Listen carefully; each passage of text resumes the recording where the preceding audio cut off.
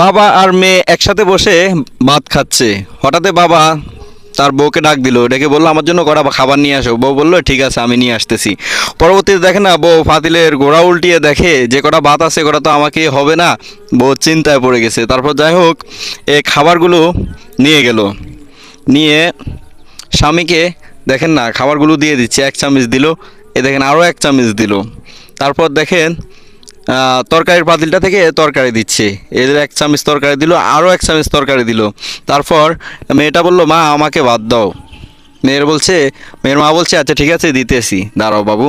এরপর দেখেন মেয়েকে সবগুলা ভাত একবার ফাতিল থেকে কাঁচিয়ে দিয়ে দিচ্ছে, আর একটাও ভাত নাই ফাতিলে।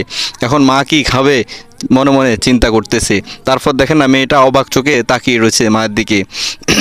মা এরপরে মেয়েকে তরকারিও দিল, তরকারি দিয়ে মা ভিতরে চলে যাচ্ছে, মেয়েটা কিন্তু তাকিয়ে রয়েছে মায়ের দিকে। মেয়ে খুব টেনশন করতেছে মার জন্য।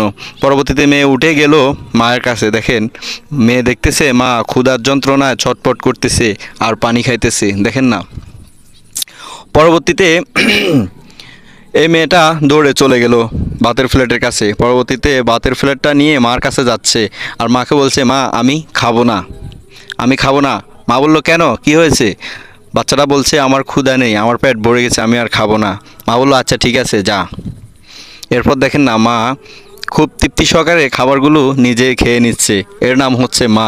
মা ক্ষুধার যন্ত্রণায় ভুগে এরপরেও বাচ্চাকে ক্ষুধার্ত রাখতে চায় না। ভিডিওটা ভালো লাগলে সবাই শেয়ার করে দিবেন।